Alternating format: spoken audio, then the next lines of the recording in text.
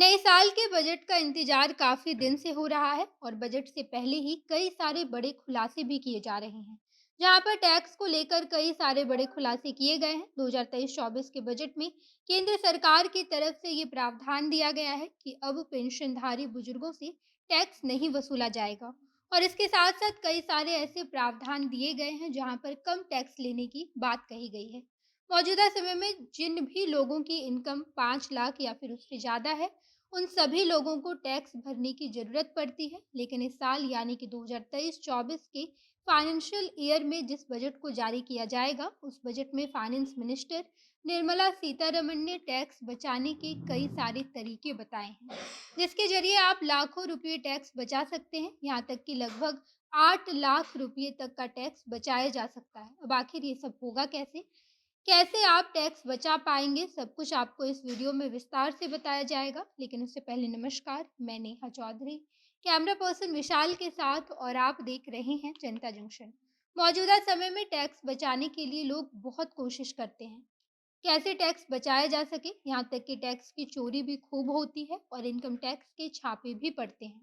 लेकिन इन सब के बीच इस साल यानी कि 2023 के फाइनेंशियल ईयर में केंद्रीय मंत्री निर्मला सीतारमन ने टैक्स बचाने के कई सारे नायाब तरीके बताए हैं, जिसके जरिए आप टैक्स बचा सकते हैं। और अब आपको टैक्स चुराने की भी बिल्कुल ज़रूरत नहीं पड़ेगी, बल्कि आप 8 लाख तक का टैक्स इस तरीके से बचा पाएंगे। निर्मला सीतारमन के बताए गए तरीके में सबसे पहला तरीका ये बताया गया है कि अगर आप होम लोन लेते हैं तो होम लोन पर इनकम टैक्स की छूट दी जाएगी। यानी कि इनकम टैक्स एक्ट के सेक्शन 24 बी के तहत इनकम टैक्स पर छूट दिया गया है। यहाँ पर अगर आप होम लोन लेते हैं और आपको उस लोन का ब्याज चुकाने में जितने पैसे लगते हैं, उस पैसे पर इनकम टैक्स नहीं लिया जाएगा और आप होम लोन पर लगभग 2 लाख तक का टैक्स बचा सकते हैं।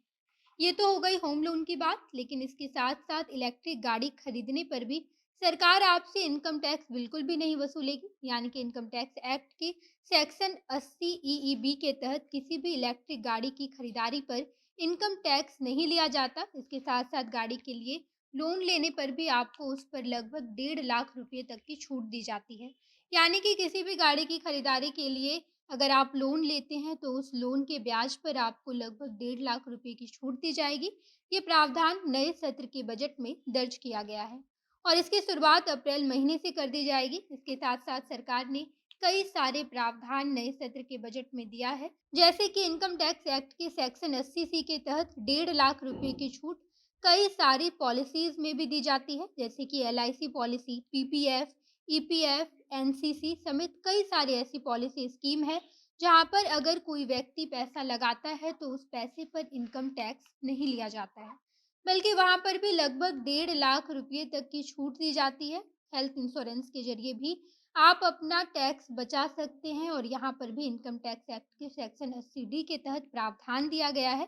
यानी कि इनकम टैक्स के 80 डी के तहत आप हेल्थ इंश्योरेंस के तहत लगभग 25,000 रुपए के आसपास टैक्स बचा सकते हैं। इतना ही नहीं, बल्कि अगर आप अपने लिए हेल्थ इंश्योरेंस करवाते हैं तो आपको केवल 25,000 रुपए का फ़ायदा मिलेगा।